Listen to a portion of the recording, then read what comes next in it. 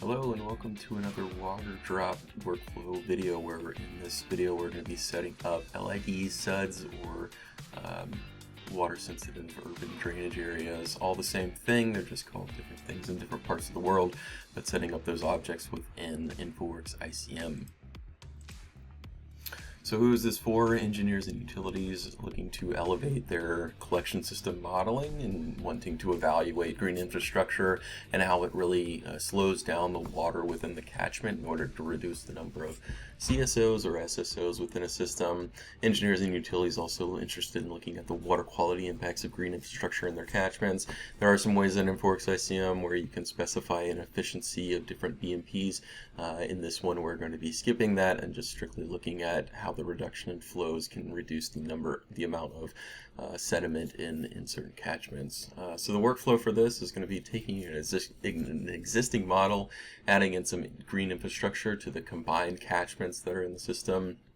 We're going to take a look at the results comparing with and without green infrastructure in these different models, and then from a quantity perspective. And then we're going to add some build up and wash off routines for sediment to some of the land uses, and then compare the models with and without green infrastructure from a water quality standpoint. So starting off here, I've got my model. It's a 1D, 2D model. Like I mentioned, we have some combined catchments in here as well as some just sanitary catchments. I do have a selection set for those combined subcatchments, so dragging that on, we're able to see which exactly are those combined sites. If we just go in and pick one, pulling up that subcatchment, first step is to go into the LID SuDS controls menu here.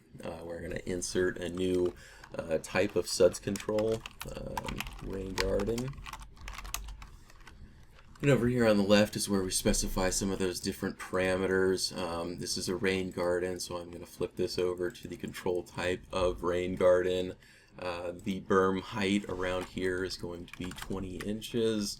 I'm also going to update the soil class to sand, which is going to set some of the parameters down here for the porosity and wilting and field capacity to some default values, as you see as I'm flipping back and forth between those two. The last thing I'm going to switch is the seepage rate, so essentially the rate that it's going into the storage, to a 10 inch per hour rate.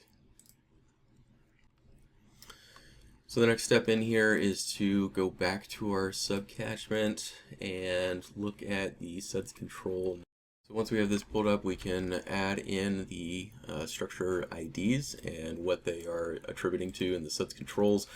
So I have here just made up the value 1 for the ID of the rain garden that I want to have in my subcatchment. I'm going to make the area 1,200 square feet, and that automatically calculates the area of the subcatchment to be just about 1.5%. These others I'm just going to leave as the default in here. Once I hit OK, we now have a rain garden represented in here. So as flow enters the subcatchment from the hydrology, from the rainfall that we have set up, it does route through that BMP or LID or SuDS, and is able to mitigate and lower the peak flows and the volumes that ultimately get through to our system.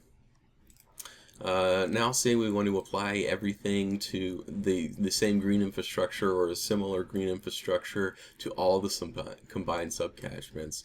That would kind of take a while if we were to go through each and individually one of these. Luckily we do have the ability of scripting. So here I have two set up, not created by me, but some good examples of what we need to do to update the SuDS controls in each one of these combined subcatchments. So just taking a look at this dialog so that you might be able to replicate this in your own uses.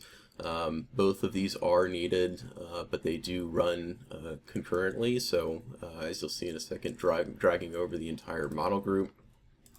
This one's a little more complex in terms of the inputs that go into it. So this is on the object type and looking for some prompt lines. So some of those same things that we were filling out within the SuDS controls of the subcatchment that we just looked at, those prompts are going to come up, and we're going to have some options for being able to populate those across the entire network, and then some things down here to clean up and kind of finish populating those things based on the inputs that we have up at the top there. So just closing this out and then dragging this over, again making sure we have the combined subcatchments highlighted so that it knows which ones we want to update. The prompt comes up with the type of SuDS structure that we want, so that rain garden that we first ended up developing.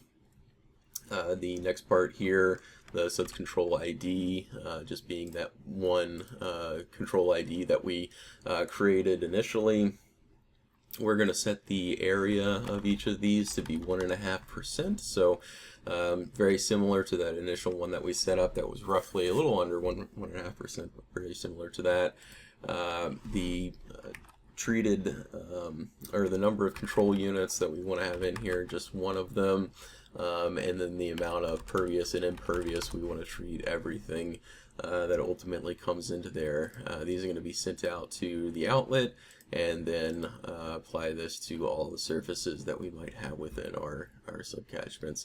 So once I hit OK here, it does go through and update all of these subcatchments. So if we go into one that we haven't added any kind of SuDS control before, we can now see that it's been populated with those new values, that 1.5%, the amount of pervious and impervious area, the outlet that it goes to. I can click on another one here and see that same type of information, the area calculated based on 1.5% of the subcatchment area, and then all those other values in there. So once we hit OK, we do get to the point that we can go ahead and validate the model and then commit the data to the database. Of course, for the purposes of the video, I went ahead and created some workspaces to take a look at the comparison between the base scenario, which is just looking at no green infrastructure, and then comparing to that green infrastructure that we had just set up. So you can see on the left here we have the base scenario set up here, and on the right side we have that same look with the green infrastructure set up. So on the comparing the left to the right, just kind of a visual inspection. The inundation area, pretty similar to the two. We've got right here is one of the CSO outfalls. So just taking a look at the results there, I can plot the flow across time, so we can see our peak flow got up to roughly 1.16 cubic feet per second. And if I take a look at the flow coming from the CSO on the right side here, it's actually fairly similar. It's just about 1.15. The real key in all of this is to look at the volume associated with the volume under the flow curve here. So we go from about a little over 24,000 cubic feet in the one without any kind of green infrastructure, lowering that down to about 19,500 cubic feet in the one that has green infrastructure. So reducing the amount of CSO volume in the green infrastructure pretty significantly. So looking at the model here, it is a similar model to what we were looking at before, except I've removed the 2D area, just concentrating on the 1D area, really just for simplicity's sake for the water quality aspect of this. So I did create a copy of the base network, so it doesn't have any of that green infrastructure in it.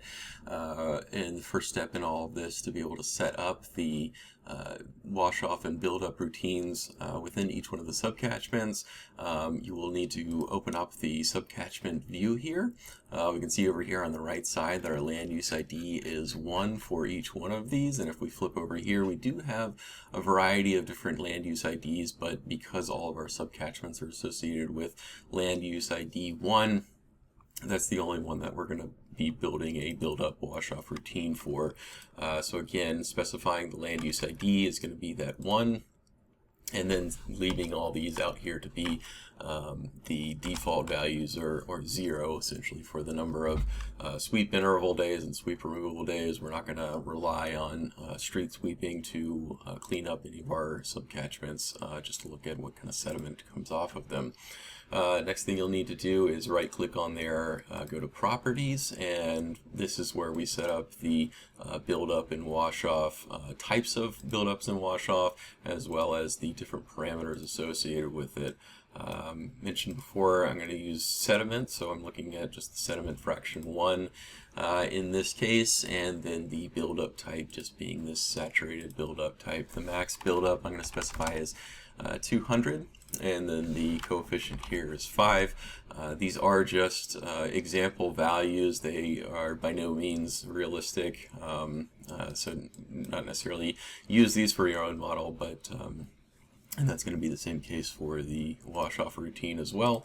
So looking at the determinant here, setting that to the sediment fraction 1, and then going into the event mean concentration with a coefficient of 20, and then leaving the cleaning efficiency and BMP removal efficiency as 0. Of course, if you're working with a jurisdiction and you do have a percentage removal of the BMPs set by the standards that you're following by, you certainly could set that there and then remove even more. Right now we're kind of just looking at the reduction in sediment getting to our different locations. We're going through certain pipes based on the reduction in flow that we were seeing with the or the reduction of volume and of the what's coming off of the subcatchments. The next step, once we do set that up, we'll create an additional scenario from our LID option, or green infrastructure option, and then go through those same steps of including the build-up and wash-off to later on compare these. In the run simulation, just to take a look at what we need to click on here. So we do need to click on this button, use QM. If you're using a previous run from what we were just doing, in order to run the water quality simulations, you need to click on that box and then open up the QM parameters here, where we're just going to be looking at the sediment fraction 1. Everything else here looks okay to use. So I have gone ahead and run the two simulations, one without the green infrastructure, one with the green infrastructure, both having the same build-up and wash-off routine parameters set in there. So I did assort this table based on the max upstream concentration of SF1.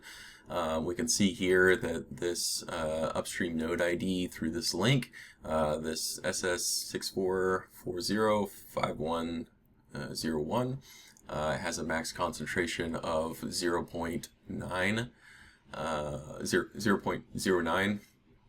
with the scenario that it's just the 1D, so this is without the green infrastructure. If we toggle over to the one with green infrastructure, so looking at the results from the scenario with the build-up and wash-off with the LID in it, I have gone ahead and highlighted in the table that same link with that same upstream node there. We can see that the concentration, the max concentration, is a good bit lower, that 0.02 kilograms per cubic meter. We can go on further, look at the total mass, the max flow, so 1, 2, 3 zeros there with a 1.6, and then flipping back to our value over here, 1, 2, 3, 1.7. So that is going to be the mass flow going through there, so we can see a pretty similar max flow going between the two. But with that concentration being lower, that's where we can kind of dig into the graphs over here. So again, starting off with our link that has no green infrastructure in the system. This is just the 1D network. We can look at the volumes associated with their with the mass upstream downstream flow being about the same, 0.8 kilograms, and then flipping over to the green infrastructure, reducing that by about half, and that's largely due to the reduction in volume that we're seeing there. So just wrapping things up here, as you could probably tell by the video, that it could just be a matter of minutes to incorporate green infrastructure, not only at one location, but using some of those SQL scripts to be able to distribute it over the entire network with just a few clicks, and getting a kind of quick and dirty idea of what green infrastructure is going to have as far as an impact on the water quality as well as the water quantity. And as always, please feel free to reach out if you do need help on these through any one of our support channels.